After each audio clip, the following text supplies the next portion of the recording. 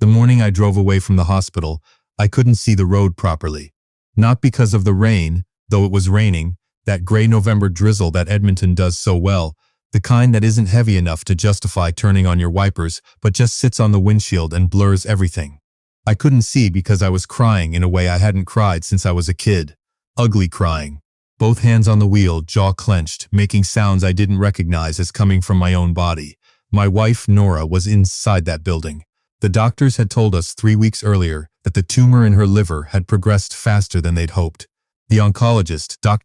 Patel, a quiet man with reading glasses he was always taking on and off, had sat across from us in a consultation room that smelled like hand sanitizer and said words like palliative trajectory and quality of life focus. I'd held Nora's hand so tight I think I bruised her fingers, and she'd squeezed back, which somehow made it worse. We were 41 years old, both of us. We'd met at the University of Alberta back when we were 19 and thought we were going to live forever. That morning, I'd gone in early. Before visiting hours, technically, but the nurses on the oncology floor knew me by that point. I'd been there so often they'd stopped asking me to sign in. I sat beside Nora's bed and watched her sleep for a while. She looked peaceful in a way she never managed when she was awake. Because when she was awake, she was always fighting something. Fighting the nausea, fighting the exhaustion, fighting the fear she tried very hard to hide from me. When she woke up, we talked. About nothing important. About our dog, a ridiculous golden retriever named Biscuit who'd been staying with my parents in St. Albert.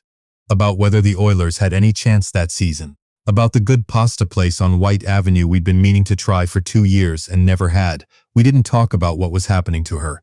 We'd gotten very good at that. At some point, she took my hand and said, "You should go. Get some air, you look terrible." She laughed. Even then, she could still do that. Laugh like she meant it, full and genuine, and it would just break you completely. I kissed her forehead. I told her I loved her. She said she loved me too and told me to go eat something. I said I would, and I walked out into the corridor and then out through the lobby doors and into the parking lot, and I sat in my truck for about 4 minutes before the crying started. I don't know how long I sat there. Long enough that my phone buzzed twice, my brother Ray checking in, my mother asking if I needed dinner, and I ignored both of them. I just sat in that truck in the rain and tried to figure out how a person was supposed to keep moving forward when they felt like the floor had fallen out from under them. Eventually, I got myself together enough to drive. I thought I'd go home, maybe shower, let Biscuit out if my dad could bring him over. I turned out of the hospital parking lot and got about 2 blocks before I realized I'd left my jacket, a dark green Helly Hansen I'd had for 12 years and couldn't imagine losing, hanging on the back of the chair in Nora's room. I turned around. I don't usually believe in fate. I'm a structural engineer. I believe in load-bearing calculations and building codes and things you can measure. But I have thought about that jacket every single day since. That specific jacket, left on that specific chair, pulling me back to that specific hallway at that specific moment. Because of what I heard there. The oncology floor at the University of Alberta Hospital has a particular layout. Long corridors with patient rooms on one side and a nursing station roughly in the middle. When you come off the elevator, you turn left to reach the station, and the rooms branch off from there in both directions. I was maybe 30 feet from Nora's room when I heard voices from around the corner. 2 women, nurses I recognized. One of them, Deborah, had been particularly kind to Nora over the past few weeks. I wasn't trying to listen. I was walking fast, thinking about getting the jacket and going home. But then I heard Nora's name. I stopped. Involuntarily, the way you do when something cold and wrong presses against your spine. Nora's family seems lovely, Deborah was saying, which makes the whole situation even more awful. I know the other voice, younger, someone I'd seen but didn't know by name. Have you ever seen anything like it? Someone actually providing false information about a patient's. Keep your voice down. A pause. I just don't understand why someone would do that. To their own. They moved away from me. Around the corner, their voices dropping below what I could catch. I stood in that hallway for probably 10 full seconds without moving. Then I walked very quickly to the nursing station. What I found out over the next hour was something I still have difficulty assembling into a coherent sequence even now, even with all the time that's passed. I'll try to explain it as clearly as I can. 6 weeks earlier, Nora had been contacted by someone claiming to be a private medical consultant, a woman named Dr. Catherine Mercer, who said she specialized in liver oncology and had been referred to Nora through what she described as a patient advocacy network. Dr. Mercer had called Nora directly, on her cell phone, at a time when I happened to be in Calgary for a work project. I hadn't known about this call. Nora, I later understood, hadn't told me because she thought it would give me false hope, and she'd already learned the hard way with a specialist in Toronto she'd consulted right after diagnosis. That hope with a fast-moving liver tumor was a complicated and often cruel thing. Dr. Mercer had told Nora that her case wasn't as advanced as her current oncology team believed. She'd used specific clinical language, cited studies, mentioned case outcomes.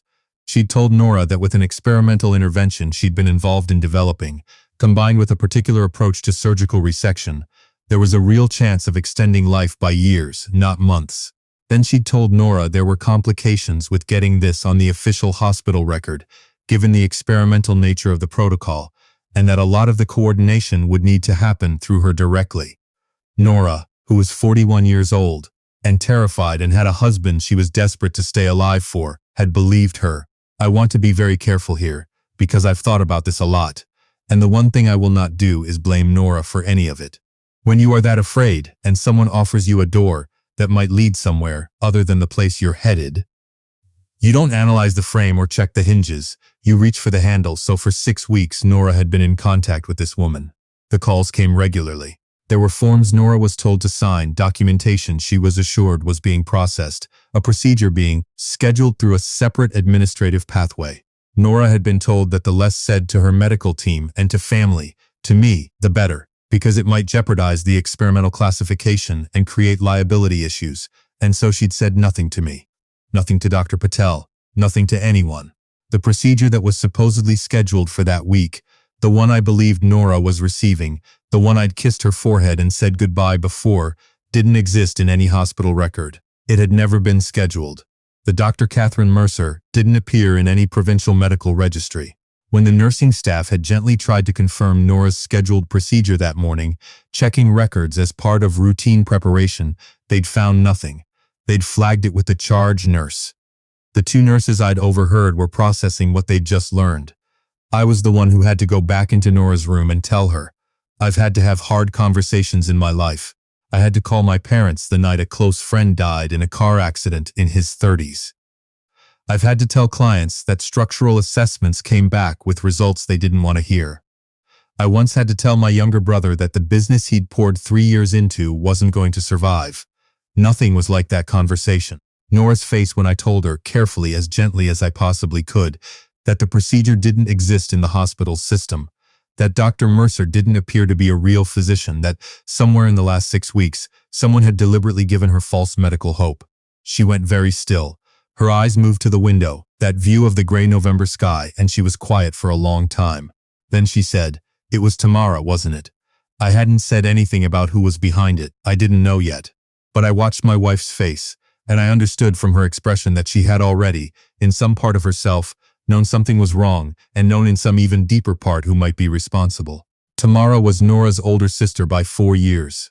45, worked in pharmaceutical sales out of Calgary, had been married briefly in her mid-30s to a man who'd left her after 2 years for reasons Nora never fully explained to me. Tamara and I had always had a strained relationship.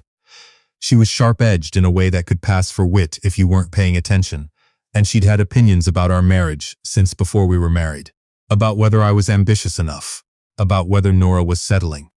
Little comments over years that I'd let slide because Nora loved her sister and I didn't want to make things complicated. What I did not know, what Nora told me in that hospital room, in a voice that was very quiet and very steady, was that 6 months before Nora's diagnosis, Tamara had called Nora in tears and told her that she was in love with me.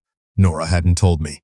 She'd handled it herself in the way that Nora handled things, directly, privately, firmly. She'd told Tamara that wasn't something she was going to engage with, that Tamara needed to talk to someone, that they needed distance from each other for a while. They'd barely spoken in the month since, and then Nora had gotten sick.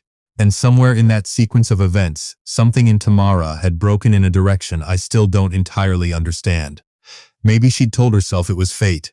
Maybe she'd convinced herself that if she could just accelerate what was already happening, not cause it, she hadn't caused the cancer. She was just managing the timeline, then no one would really be hurt.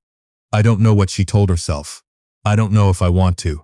What I know is that Tamara had pharmaceutical sales contacts. She understood medical language. She knew which forms and documents looked official enough to be convincing.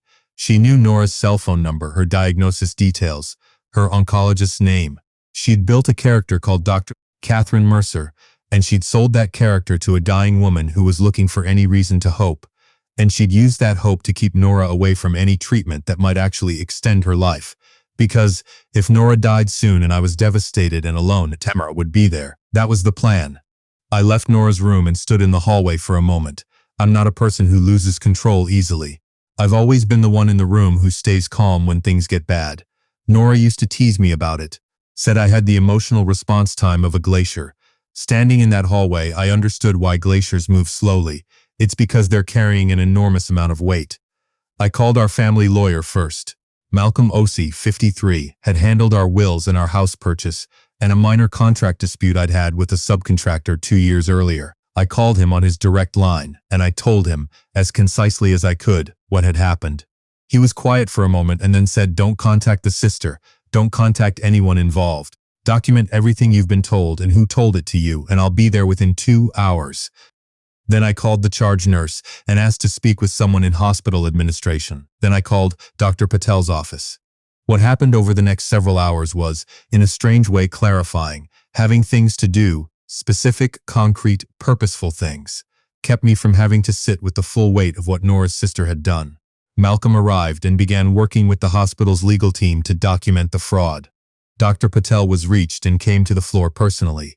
He sat with Nora for a long time, and when he came out, his expression was controlled in the careful way that doctors learn, but his eyes were angry. Alberta Health Services was notified. A report was filed with the Edmonton Police Service that same afternoon. Tamara, as far as the family knew, was in Calgary. She didn't find out that any of this was happening until a detective called her that evening. I want to tell you about Nora during the weeks that followed, because her response to all of it was the most remarkable thing I witnessed in an experience full of remarkable things. She was angry.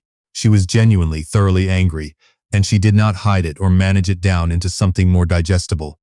She was angry at Tamara in a way that was almost clarifying to watch. A clean, specific anger, not the diffuse grief I'd been watching her carry since diagnosis. She told me once, about 3 weeks after everything came out, that being angry was the most alive she'd felt in months. But she also, and this took longer, and didn't come easily, made a decision about her own treatment. Dr. Patel referred us to a colleague, Dr. Yuan Fong, a hepatobiliary surgeon at the Foothills Medical Center in Calgary who specialized in the kind of complex liver resections that were relevant to Nora's case. We flew down on a Tuesday in December, just the two of us, and sat in Dr. Fong's office while he went over Nora's imaging with a precision that made me feel, for the first time in months, that someone was actually seeing what was there. He was honest with us. He told us it was not a straightforward case.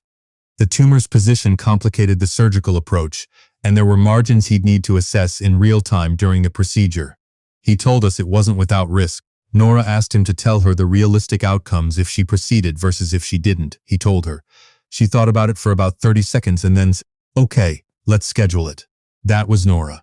The surgery was in February, 6.5 hours. I sat in the waiting room at Foothills with my parents, my brother Ray, and Nora's parents.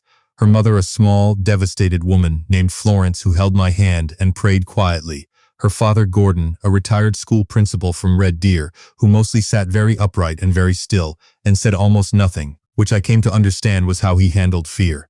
We drank approximately 11,000 cups of vending machine coffee. My mother fell asleep at one point and snored softly, which somehow helped. Dr. Fong came out at just past 9 in the evening.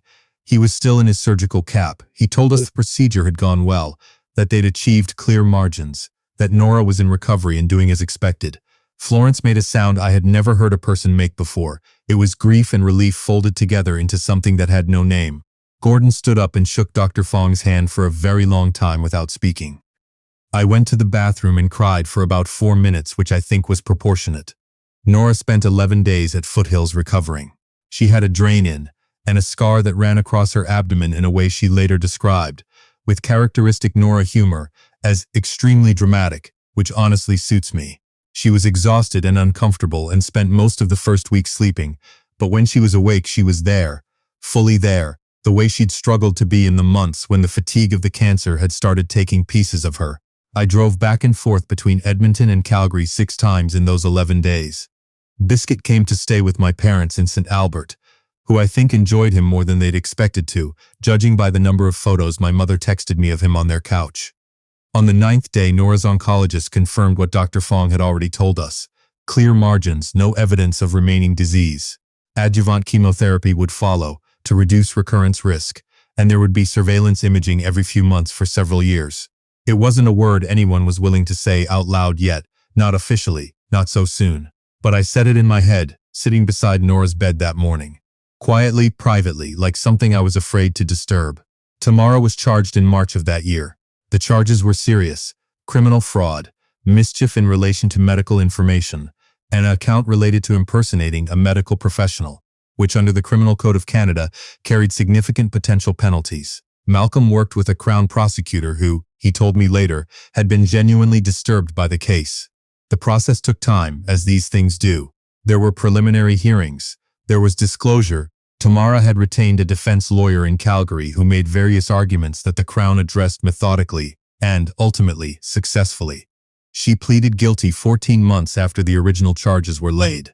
The sentencing happened on a Wednesday in May, in a Calgary courtroom I'd driven down to with Nora, who had insisted on being there and was, by that point, well enough to make the trip comfortably. The judge was a precise, careful woman who read her remarks in a tone that was measured and devastating. She said that the case represented an extraordinary breach of trust, that the accused had targeted a vulnerable person at the most frightening moment of that person's life, had systematically deceived her, using technical knowledge she'd weaponized for personal gain, and had done so in a manner designed specifically to delay medical intervention. Tamara received a conditional sentence that included house arrest, significant community service, mandatory psychological treatment, and a period of probation. She was prohibited from having any contact with Nora or with me. It wasn't a prison sentence, and I know there are people, including some members of our family, who felt that it should have been heavier. I'm not going to tell you I felt justice was perfectly served. I don't know what perfectly served justice looks like in a situation like this. What I know is that it was real and documented, and that it will follow Tamara for the rest of her professional life. Her pharmaceutical employer terminated her during the proceedings. Her professional standing is permanently damaged. Whether that's enough, I honestly couldn't tell you. I've stopped trying to calculate it. Nora and I don't talk about Tamara very much anymore. In the first year after everything came out, we talked about her constantly. Processing, re-examining, trying to understand.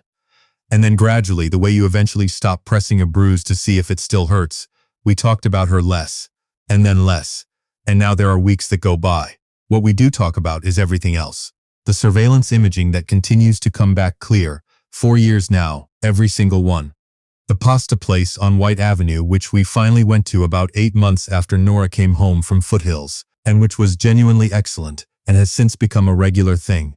The hiking trip we took to Jasper last summer, just the two of us and Biscuit, who is now extremely elderly and somewhat arthritic, but still very enthusiastic about everything, which I think is the right attitude. We talk about growing old. It's a conversation I could not have imagined having in those months when I was driving back and forth to the hospital in the rain and crying in parking lots. We talk about it carefully, like something precious we're not taking for granted, because we're not. I've thought a lot about what I would say if someone asked me what I learned from all of it. I'm not sure I learned it cleanly enough to package into a lesson, but I think about that moment in the hospital corridor. The jacket on the chair.